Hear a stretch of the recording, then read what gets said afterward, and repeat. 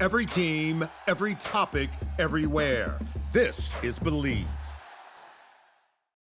FunBelt podcast back again. Dusty Thibodeaux, Warhawk Report, Shane Mettlen of the Daily News Record. MIA is Jeremy Harper of Hellraiser. He couldn't deal with the guest lineup that we have tonight, so he had to skip out on the show. But Shane's here. So Shane, welcome in. Tell me, how's things going for you? Not bad. I'm eager for this guest lineup without Jeremy to mess it up for us, I think. Yeah, I mean, it's definitely a lot easier to edit when he's not on the show. But James Madison didn't need an edit, got a huge win over Troy. Surely you were there for that game as our former guest, Neil Harrow, beat his former team.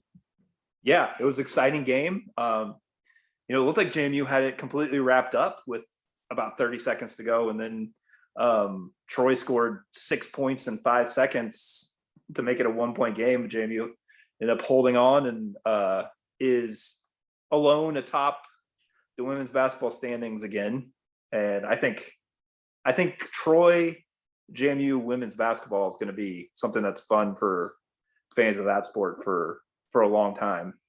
I just hope that the brackets have them split. So, because I think that would be a great rematch and a great championship game to really draw the attention to the league. But I know it's always based on your seeding and where you finish in the league. So they could wind up facing each other, but I really hope they make every effort they can to split them up. Yeah, I mean, like you said, they have to just kind of do it on their own with the seeding. But from what I've seen of the teams around the conference, those two being 1, 2 in some order would not shock me at all. On the men's side, I thought we were going to get some clarity this week. No, it's still just a mess. 3 teams sitting atop the standings at 6-2, Marshall, Southern Miss, and the Raging Cajuns. The 5-3 section of the standings, Troy, Georgia Southern, and ULM. 4-4 is James Madison, Coastal, and App. 3-5, Old Dominion, Texas State. Most surprising to me, though, Georgia State 2-6, along with South Alabama, Arkansas State bringing up the rear at 1-7. Yeah, I mean, Arkansas State, it's not going well for the Red Wolves right now. Either side, men's or women's. So kind of a rough time overall for the athletic department right now. We can pile on a little bit since Jeremy's not here to resist. It is, but I was in a sports bar on a Saturday watching, and they just so happened to have the Miami basketball game on, and there was Norchad Omier with his double-double again, averaging a double-double on the season, but really not a whole lot of attention being brought to him, and it made me stop and think, why would he go to Miami? I know he's trying to improve his draft stock and all that, but if you're averaging a double-double in the ACC, you're just one of many.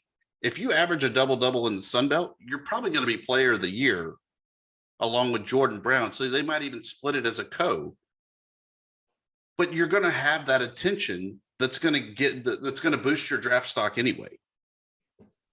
Yeah, I mean, I think Miami basketball is surprisingly active in the NIL field, given that it's traditionally been a football school.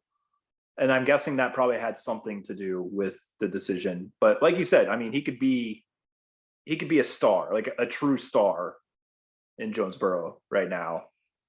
And probably, I have no idea what kind of money he's making right now. I have no idea what kind of money he'd be making at Arkansas State. But I got a feeling it wouldn't be nothing if, he was putting up those kinds of numbers in a town where he was, the big man on campus all of a sudden. And know it. I mean, in the words of former show guest Chris Harris, if you're good, they're going to find you. And they definitely knew who Norchad Omier was, because I had a lot of coaches around the league, even and outside of the league, pinging me going, man, you got to let people know, if you haven't seen him, you're missing something special. Yeah, I mean, it's really interesting just kind of to track it all. And because the Sun Belt lost some good players, and it hurts to lose players that had already established yourself in the league. They also brought in some really good players. You look at Southern Miss right now, like they're doing it with big time transfers, guys that they brought in that completely turned their program around. So there's some give and take to it. But I mean, if you're a fan of this league, you're always going to have your eye on the one that got away and think, okay, yeah, we could have a, Austin Crowley and a No Chad Ormir in this league, battling for the superlatives and everything, and making this race even that much more interesting, as tight as it is right now. Here's a stat for you, Shane. Who amongst the SunBelt Conference teams do you think, through 8 games of conference action, is leading the league in 3-point shooting? Oh, off the top of my head, team-wise, not individual. Team-wise, yeah. I'm gonna guess ULM because I'm guessing they got hot to make this turnaround. It was the high of highs, the low of lows. When they were hitting it is when that winning streak was going on. Saturday, they ran into the buzzsaw where not a damn thing was falling in the net, and Troy could not miss. And when those combined, I think ULM shot 30-something% from the floor, and Troy shot well over 50%. You're not going to win that game. Yeah, it's tough. Not as tough as Texas State, though. Boobcats shooting 29.7% from 3-point. Yeah, that's rough. But they're a team that's gonna make up for it on the defensive end and make these games ugly when you play them. And maybe they can get by occasionally with those rough shooting nights. And I think we knew coming into this year that Texas State was definitely going to be down, especially when Caleb Asbury left kind of unexpectedly there. They still have Marcel Harris at the guard position. But this is definitely the reality check this year of Texas State, and a year that they are definitely down. I wouldn't say they're out, but I don't see them contending for the regular season championship or even a Sunbelt tournament championship. They might be in a C-level tournament, and I'm okay with that. Yeah, I mean, it's going to be tough because unless they get going here soon, they're going to be one of those teams that's probably playing an extra game or two in the Sun Belt tournament. So even as prone as they are to maybe pulling off an upset or two, it's going to be tough to get it done in Pensacola. I think when you got to play 4 or 5 games and some other really good teams don't. We make the turn halfway through the Sun Belt Conference schedule. Who's been a big surprise to you team wise, and who's been the big letdown? I mean, surprise team wise. I mean, this goes back to even before Sunbelt play began, but I mean, just who's not surprised by Southern Miss right now? Like I'll say it again. I said it before. I thought they would be much improved, but I thought that meant middle of the pack, not possibly going to run away with this league now that they've got a Neftali Alvarez back, who's just a really good point guard that I think just gives them a completely other dynamic. Still surprised ULM is where they are after the rough start to everything. Disappointments. I mean, I'd say South Alabama, Texas State, that we've already talked about to some degree. Just because, it seemed like they were always going to be in contention year in, year out. South Alabama, I still think has too much talent, too much size to be struggling as much as they are.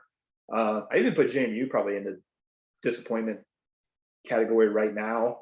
It kind of swings on 2 games. They lost back-to-back games at home. And you got to win your home games in this league.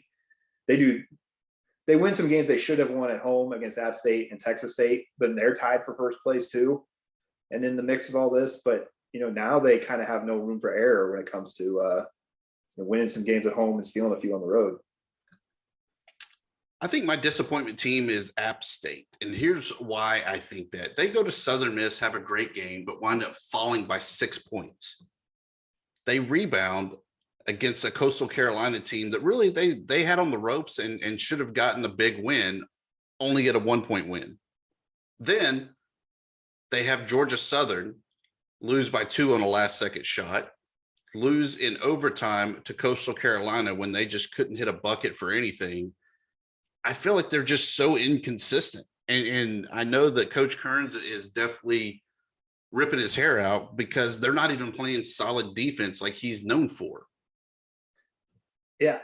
I get in trouble every time I talk about App State, but they've got a few really good players that I really like. I just don't think they have the depth that a lot of these teams in the conference have right now. And, I think you see that when they, lose games on, they've lost more than one game on a last second shot this year. And, maybe that comes down to just not having the depth, not having the legs under you late in some of these games. They almost gave up a huge lead to JMU. And I think that was, kind of a case of JMU having some fresher legs down the stretch.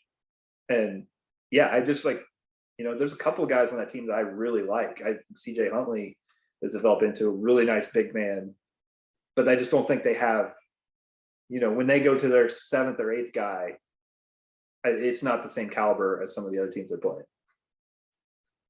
On the upswing, I think the Raging Cajuns are the surprise to me. We knew that Jordan Brown coming back was going to be the solid player, and he has lived up to the hype, but you didn't know what the pieces were going to be around him.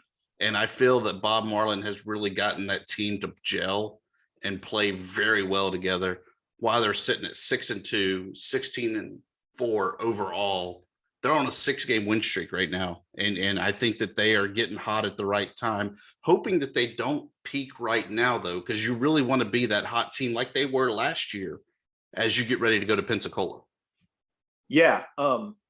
They're another perfect example of just where this conference is right now, where, you don't know what to expect. You think you know what to expect. You think teams are going to win at home. You think, the favorite team's going to win most of the time, but, their team that dropped a couple early that you might say they shouldn't have, and then they go and win 4 on the road and, really prove that they're right back in the mix. And there's other teams where there's, perfect examples of that. I'll go back to the team I watched the most, James Madison. They look like the potential conference champion when they go to Marshall and win there, where nobody had won yet at that point. But then, they'll drop some games that they, you might say maybe they shouldn't, but maybe it's just that much balance in the league right now that you don't know what to expect from anybody. Yeah, it definitely hurt with the back-to-back close losses, the 1-point loss there at Coastal Carolina, and then a 4-point loss at Old Dominion. But ever since then, they've really turned things around. They had a close win at South Alabama. Everything else has been pretty much, I wouldn't necessarily say blowouts, but just about a double-digit win for the Cajuns. I like them. I think that they've been kind of the most impressive team to me in the first half of the Sun Belt Conference season. Yeah, I mean, I think you could give that most impressive, depending on how you're looking at it or when you're looking at it. You could give that to Louisiana. You could give it to Marshall or Southern Miss as they're tied with them. They've all had some very impressive victories. They're all 6-2. Yeah, like I said, I think you could give it to any of those 3 teams, but Louisiana definitely has been among the most impressive to me. So Shane, with Jeremy not being here, we got to bring in the big dogs. And that is, of course, Commissioner Keith Gill joins us, Sun Belt Commissioner. Yeah, I assumed there was another person somewhere because I didn't think you could be talking about me, but it's great to be here. Thanks for having me, Dusty. You need to form a Twitter account and call him out personally and say, dude, I'm on your show and you show. I mean, what's up with that? We try to schedule this around Jeremy not being available so we can get out the fancy silverware and things like that for the We get you in their commish after really a remarkable 2022. I mean, week 2, I think alone, and taking a step back to week 1, coming straight out of the gates with that App State North Carolina game. It was a great, at least from us on the fan side. How did you kind of see it shaking out from the top? Yeah, I think we saw it exactly the same. I think it was a great football year for the Sun Belt. I mean, I think when you even start going back to football and realignment this year in 2021 and adding those, getting that all integrated over the year, and then to have this in terms of, obviously week 1 was great. Yeah, the at North Carolina game, but also Old Dominion Virginia Tech. Then you move into week 2, where you've got just the 3 incredible upsets with Georgia Southern over Nebraska, App beating them, and then Marshall win at Notre Dame. And then you got game day. And then you have an unbelievable season where you run through where, Troy ends up, ranked, in the top 20 in a bunch of polls and ranked in the final CFP. We have the most bowl teams that we've had all year, and so it was a really remarkable 22 football season, and just really excited about, the new schools and obviously our traditional. Really can't wait for 2023. Is your chest black and blue from beating it, saying, I did it. I got these guys in. I got them in early, and they were good? You know what? I mean, I think it's more like we did it, I just think, realignment's a team, and really just can't say enough about our presidents, our ADs, and all the big team effort from a SunBelt standpoint, and can't be happier with the 14 schools that we have now in our membership. I don't like the hump. I'm sorry. I can't hold back. You can go back to media day, and the 2 days, it seemed like the talk was deep they were, the dynamic quarterbacks coming back, most of the new schools being in that division. It seems like everybody want to talk about the East Division, and then the West ends up. How important is that for you as a commissioner of the entire league to kind of see that balance get restored and see really good teams on both sides? I think it's really important, because we want excitement on both sides, and so obviously, the last few years have really been Louisiana and App, and then with some coastal. And so it was nice, you think about, South Alabama is really having an upset at UCLA. They have double-digit wins, Division I in their career, in their history, and end up playing in the New Orleans. So the West really had a great year, relatively, and the champion came from the West. You want to make sure you have a conference that isn't just heavy in one direction, and so. We want to make sure we have a great team coming out of the East, a great in the West for our champion, and I do that. We'll have another, really good East. You've got some teams that are really good West, as well as, East will be, your traditional folks will be there again. So much excitement and all that, but really no one was really able to take in that Troy victory other than the diehards. A neutral site game, maybe going to New Orleans for a championship game. I don't think so. I'm not. I don't really think that neutral site works for us right now. I don't know that we're up to kind of travel and get enough people into the stands, on a week's notice, in that regard. And that's a real important part of it, is making sure folks possible there, for the energy, for the TV. So, I don't neutral site, in our future. I certainly think if all of a sudden it matures and we think that makes sense, and I certainly see why people think that would be a good way to do it. But I think right now it makes the most sense for us relative with where we are in terms of our football. Do you, as the administrator of the SunBelt, breathe a little bit of sigh of relief that the golden child, Grayson McCall, is coming back for a 5th year? I think it's great. And I think 13 other schools may disagree with me in that regard, but I think for he's coming back, he's such a great player, and in many ways he's been the face of the SunBelt for the last couple of years. I'm excited to see him. Looking forward to seeing what Coach Beck's new offense is going to be, and how they're going to utilize his skills and talents. And I suspect it'll be another exciting. Do you like where you are right now as far as bowl alignments, the tie-ins, and just where the conference is going? I really don't. We've been working hard with a football oversight committee to try to open up the cycle so that we can get some additional arrangements. We only have 5 tie-ins right now, and so we need at least 7, 8, I think would be ideal. And so until we get to 8, I don't know that I'll ever kind of be satisfied. So the short answer is no way. 5 is not enough. We definitely, and we're working on that. First order of business is getting the football oversight committee to open up really the bowl cycle, so we can start making some additional arrangements and figuring out, what the best bowl matrix should be for the conference. The SunBelt was whenever they met with the NCAA for the what do they call it? What was it called? Transformation Committee. What really comes out of that, and how does that trickle down to the Sun Belt? Yeah, I mean, I think some of the big things that I think are looming out there. So I'll talk about some of the things that kind of they talked about. More athlete involvement. So I think that makes a lot of sense in governance and those kind of things. So we'll have to take a look and see. And I think we do a pretty good job athletes into our governance. But the transformation committee is looking for more of that from an on-campus conference standpoint. So we'll need to see that.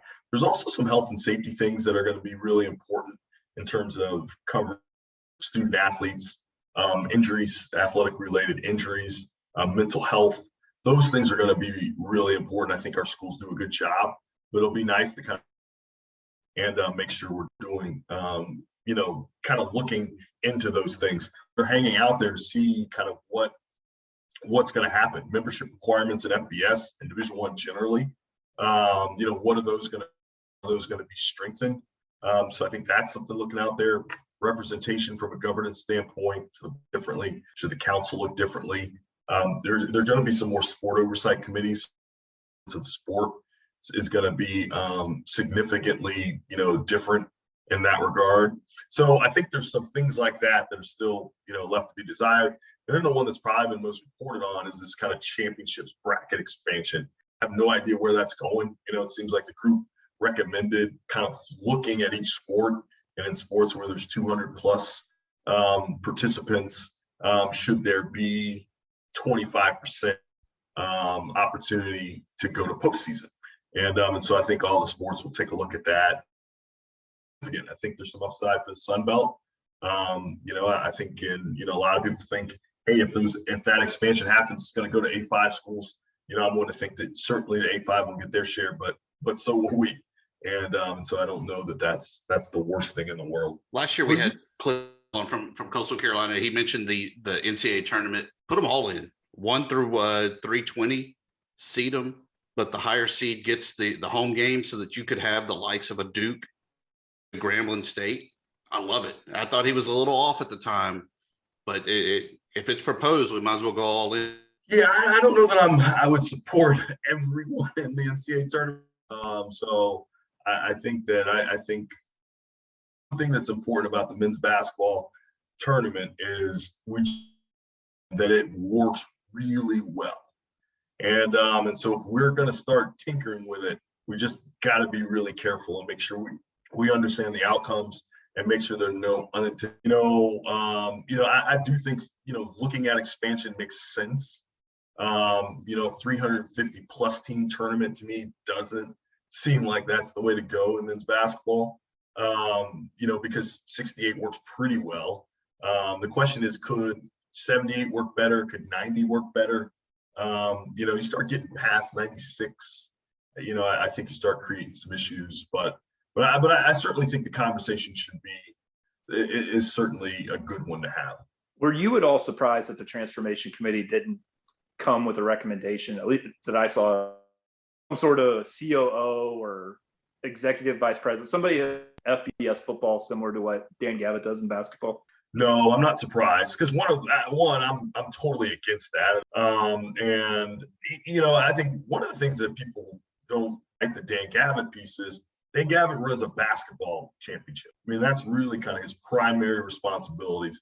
Now, through the football oversight or the basketball oversight, he works with basketball in some high-level ways, but all that's through the governance structure. He's not really telling us what to do and managing it in that level. So kind of central control in that way is not really a good idea. I think the way it's managed right now makes a lot of sense to me.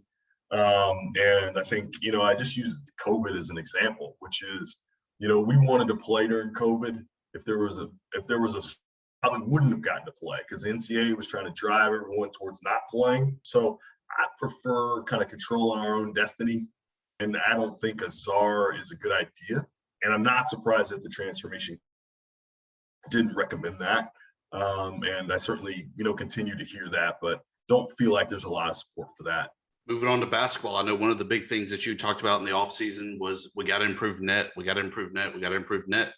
4 teams in the top 100. Is this just the fluke year, or do you think that teams within the league have and really started stepping up their scheduling and winning those games? You know what? I think it's I really think it's a couple things. I think one is alignment decisions really based on football and football fan bases and that kind of excitement. But the reality is we got better in a lot of sports, not just football. And I think basketball is one of those sports that we got better in. And so I think one thing is we added some really good basketball teams to the league. I think we have some good basketball teams in the league. The great things is by having 1,400, it helps everyone get better. We have league games that are good net games. Whereas before, last year, we didn't have any teams in the top 100. And so you weren't able to improve on your net when you got in the league play. Your net only pulled you back. So I think it's a combination of we really have been trying to focus on ball. We have some good basketball additions with our 4 new schools. And it's allowed us to get across the board in the sport. Do you like the chaos where you have 3 teams tied atop the standings, 3 that are tied for second, and it's really Arkansas State, the only one that's out of contention? Yeah, I think you do. I think at the end of the day, the worst thing, you want is a bunch of 500 teams. I always look at it as, you want like 3 or 4 of your teams that have 80% of the wins and your teams that have 80% of the losses, and then some teams in between. So yeah, I think the parity. I think you've got, obviously teams like Southern Miss and Marshall that are, in Louisiana. Louisiana won 4 straight on the road. Which is kind of unbelievable. The hardest part of their schedule, they go, now they get to go back home. Good team, number 1 to kind of, have some home cooking, which is great. Marshall been playing her up 10 yesterday, and then all of a sudden Arkansas State has this furious comeback, 11-0 run into overtime, and Southern Miss has been really consistent as well. So I think, you have some front runners. That is key. You don't want to have a bunch of 500 teams. So I really like the way the season is folding out, and I think it's going to make for. When the MAC challenge was announced, the Sunbelt MAC basketball announced, coaches, fans, everybody said, this is great. Can we do it with some other leagues? So I guess I'll ask you with other conferences in the near future. You know what? We would love to do it. We've been trying for 4 years to get this done, and the MAC is the first league. I don't know that there's a lot of leagues out there that want to do this because we certainly have been asking. That being said, open to doing it with other leagues and having more, opportunities like this to, make sure we secure more home games for our teams, but also play really good competition that, help us, whether it's seeding or, hopefully down the road when we start positioning ourselves on Selection Sunday. Is it something that ESPN likes to see? I know both those leagues have deals with ESPN, goes into business with each other in that regard. I know they do at the high major level to some degree. Yeah, they really didn't for us. It was just really me and John Steinbrecher talking. Now one of the things that we do is because we're ESPN partners, it allows us to work together and be more collaborative across the board. But this was just, myself and John Steinbrecher kind of, getting together and kind of talking through that and asking around trying to get other people to do it, in the previous year. So no, we just worked with the MAC and they were willing to reciprocate and it worked out great. I'm really excited about it. 19th sport, finally, beach volleyball with traditional Sunbelt schools, Southern Miss, Coastal, Georgia State, and ULM in the mix. And then also throwing in Stephen F. Austin and UNC Wilmington. How did those schools kind of come in with the Sunbelt? Yeah, so we've been working on beach volleyball with CCSA, the ASUN, trying to develop the sport, and trying to make sure that our schools, our primary schools that had a place to grow the sport. So it made sense as we're kind of, spinning off. They were, the ASUN now have a league of just primary ASUN schools. And we don't have enough where we could have schools. So since we've been collaborating the whole time, it was easy for us to take those 4 and form a league. It allows the A-Sun to kind of have their own kind of beach volleyball league and get an AQ. It allows us to have our own 4 affiliate members, obviously. And so it'll be great. So we'll have our first champion, in April, and really excited about that. And I'm really excited about the opportunity to grow the sport. Should be a great sport, really fun region. We've already got some schools, and I think we'll have some schools that end up adding it as well, just because it's not super expensive. And certainly, with our weather and with our population, it makes a lot of sense for us to have a sport like beach volleyball. God, it'd be so great in San Marcos to have beach volleyball. And you got to make sure the Don puts it right on the bank of the river, kind of squashing the rumors. Everyone's like, oh, well, this is a tryout for, Stephen F. or Mercer to join the league. They're not really even on the table, are they, for any kind of expansion of the Sun Belt? I'll never speak publicly specifically about anyone. What I will say is we are we feel really good where we are. We are not really looking for additional members. 14 is a good number for us. And I don't know that anything's ever a tryout or anything like that. We're not really, operating in a way that we're trying to add members. We feel good about 14 and feel really comfortable with that. So, Commish, before we let you go, you got to tell us what's next for the good old Fun Belt. I mean, we had a banner year for football. It's shaping up to be a banner year in basketball. Baseball is always going to be good in the Sun Belt. What's next? Yeah, hopefully, next year we go to our first New Year's Six and we're perennial in the playoff when that expands. That's really important. That's something we're going to want to do. We want to keep our momentum going in baseball, which is why baseball and softball, which is why we're investing in those sports. We'll have replays starting this year. We'll have minimum televised broadcast for softball, which is really important. So that is something we're going to do. We're going to keep putting our foot on the gas in basketball. We had our first media day this year. We'll keep investing in that sport because we feel like we can be good. We want to make sure we get better seeds beyond 16 and then actually be considered for at-large bids and also NIT bids on the men's side, and then at-large and better seeds on the women's side. So really keep growing. I feel like we're in a good spot, and so if you're passing out grades, we would certainly get a passing grade at this point, but we don't want to rest on our laurels. We want to keep growing and building on what we've done. And I think obviously the new schools will help us do that so that we can be better in a lot of sports. We should have, I would argue we should have had an at-large in volleyball this year. Texas State certainly deserves, they deserved an opportunity. But it's growth for us to be in the conversation. We can't say that's good enough though. We got to get into the tournament. But we're getting better across the board. So I think you're just going to keep seeing growth. That's what we're going to keep pushing for. We don't want to be a good football conference. We want to be a good conference, and that's being good across the board. We want to have good fan bases, folks coming out to our games. So I think that's what the future holds. Just keep building and keep growing and keep getting better. Awesome. We thank you as always for joining us, Sir Commish, and look forward to catching up with you on campus as the upcoming season for baseball comes, and we're going to try to make it down to Pensacola for some basketball. Okay, that'd be great. Yeah, that'll be awesome. So, well, thanks for having me. Really appreciate it. Always good to talk to the Commish. He's happy. And rightfully so. A great football season. 4 teams in the top 100 of net. We know that baseball is going to be good. Softball is always good for the Sun Belt. It's the classic saying, the sun's always brighter for the Sun Belt, and it's definitely rising.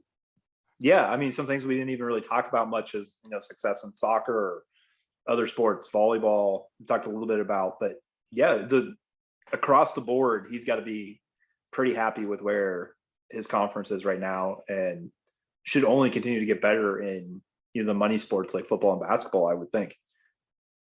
Yeah, I think that the fact though that we shot out of the gates 3-0 in bowl season and then had 4 straight losses, it definitely soured.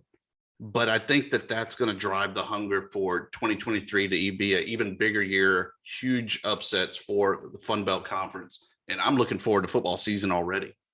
Yeah. I mean, and frankly, if they manage to get into one or two bigger bowl games, then you start focusing less on, how you do in your sixth or seventh bowl game of the year. And you start kind of focusing more on, what your top 25 teams, your teams that get into the New Year's Six or whatever, that kind of becomes the story, as opposed to, no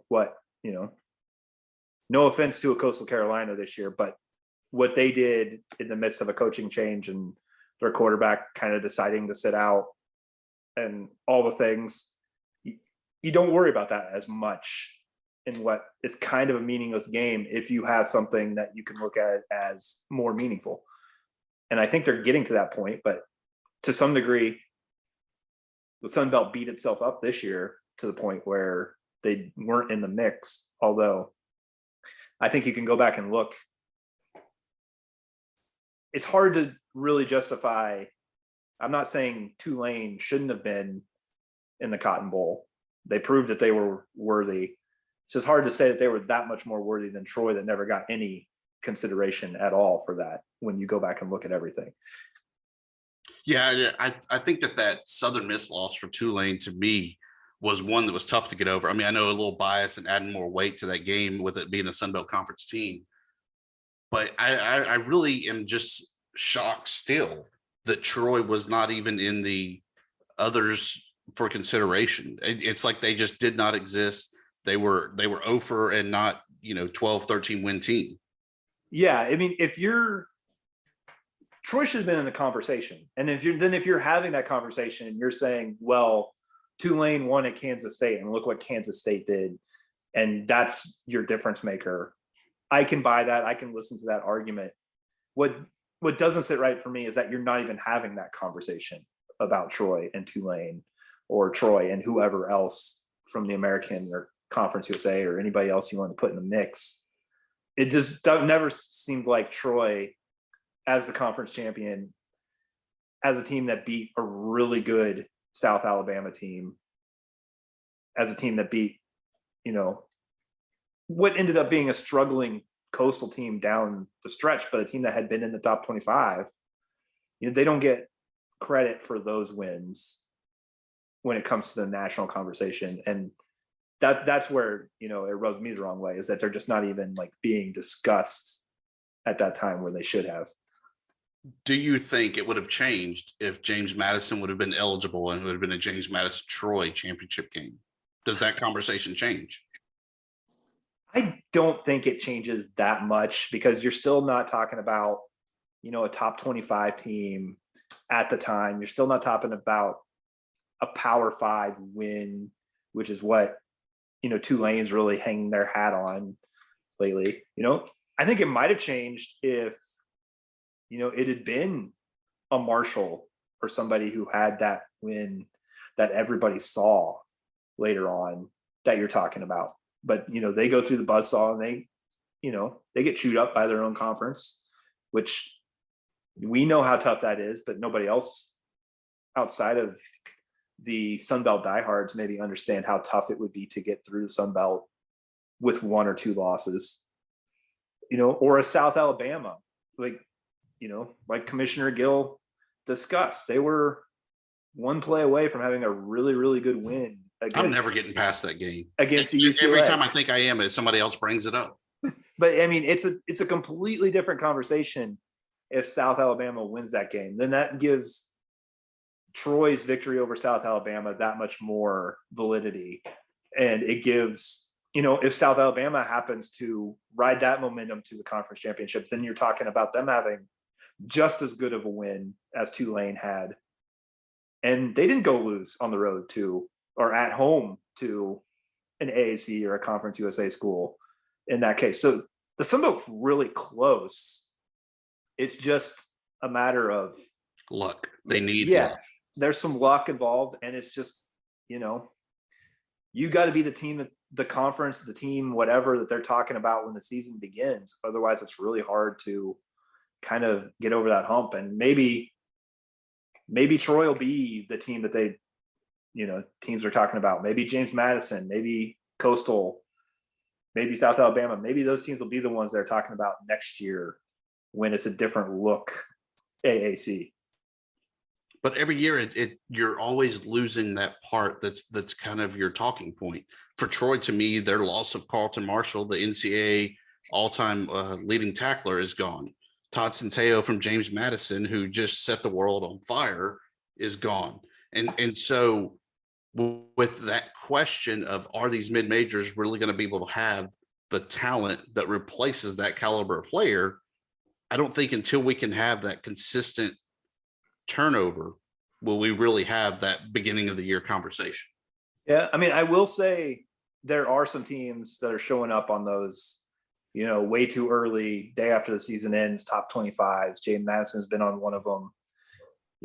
So maybe depending on what happens between now and August, we'll see some preseason top 25 teams or teams getting votes in this conference. I mean, Sunbelt teams really had to start from scratch at the beginning of last season and worked their way even into getting the votes, and then eventually a few cracking the top 25. Maybe one of them starts in the top 25 this year, or starts 27 and needing a couple more votes to get into the top 25 after week 1 or 2.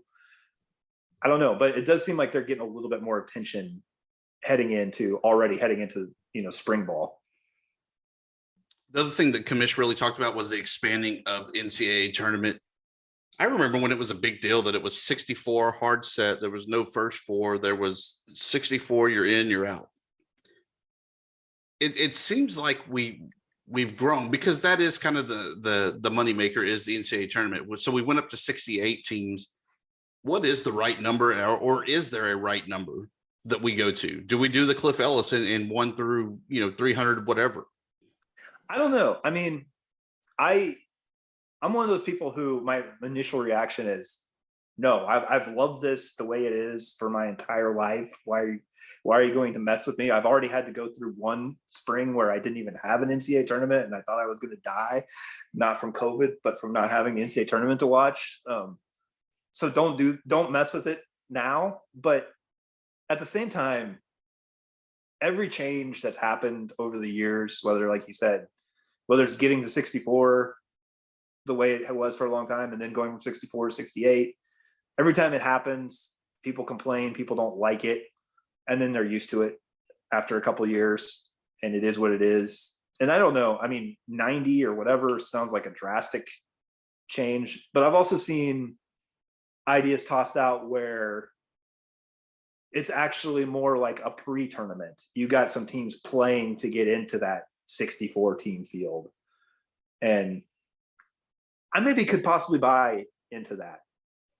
Maybe it just makes you kind of roll through not just those conference tournaments that are a lot of fun, and then you roll into like another version of March Madness. I think it might have been Loyola, California. Somebody's AD kind of tossed out that idea as like what he's thinking expansion will be. And I might be able to get behind that. I might be able to get behind sort of like just expanded play-ins to get to the 64 team field we've always had and always loved. As long as, and this was a good big point in his thing, was as long as the automatic burst, the league champions are still automatically in the 64 team field. I don't want the Sunbelt team to have to win 3 games to get into the real tournament. They just got to remember that the first 48 is probably trademarked and it has a completely different meaning for NCAA basketball. I think I would rather see, since the NCAA owns the NIT tournament, expand the NIT to the full 64 and instead of messing with the true March Madness. Or just create an NCAA sanctioned C tournament again. I mean, I think there are ways, that you could do that, but I think there are ways to expand it that can be palatable. I mean, I don't want to see it turned into something that just screws over the mid-majors even more. But if it's, like I said, if it's that, you're the conference tournament in the Ivy League, and that still means that you're in the round of 64, but the 8th place team in the Big Ten has to play their way to that point. I can kind of get behind that. And another way I could see doing it is give each league the possibility of 2 automatic bursts. So if we're talking about the Sun Belt this year, let's say Marshall wins the regular season tournament, but Louisiana wins the conference tournament, give them both an automatic berth. And if you're going to expand it that way and see more teams do that, make the regular season even more meaningful, I could kind of get behind that too, because I'm one of these people who's excited when November rolls around and there's regular season basketball. And I know there's a lot of people who don't pay attention until maybe this week, or maybe not until the Super Bowl's over. And, make the regular season more exciting. Make those games in November, December matter a little bit more. If that's the end result of it, I can maybe get behind that too. So with no Jeremy here for story time, Shane, the pressure's all up to you for plugs, promos, and parting shots. Oh boy. I didn't even think this through. The, plug and promo, check out dnronline.com/sports or /Sunbelt Extra if you want to read everything going on across the Sunbelt Conference. I'll probably do from this episode with Keith Gill into a story or two as well. So yeah, that's my promo for this time. I'll plug Warhawk Report as always, part of the Rivals Network, covering ULM recruiting and team sports with good message board, where there's been a lot of discussion about the athletic director coming to an end sometime soon. I'm ready. I'm the new person come in, start building the athletic program from the ground up so that we can have these conversations of it not being Marshall and the Cajuns, but Shane, your ULM Warhawks. I'm excited to have ULM. Let's get everybody winning big in this conference and give us all plenty to talk about. Except for Arkansas State, because we can't deal with Jeremy anymore.